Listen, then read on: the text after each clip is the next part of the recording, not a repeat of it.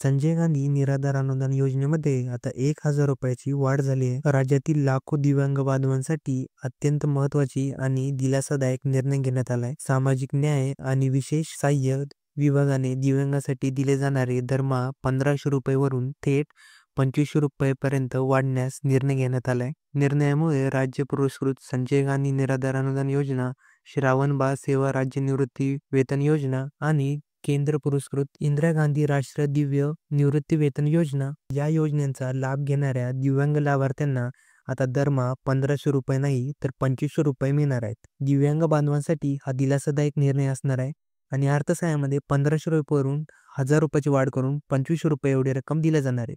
सामाजिक न्याय विभागाने हा निर्णय घेतलेला आहे. आणि माहिती जर आवडली असेल तर आपल्या चॅनलला नक्की सबस्क्राईब करा, जेणेकरून अशा प्रकारची माहिती तुम्हाला सर्वप्रथम मिळेल.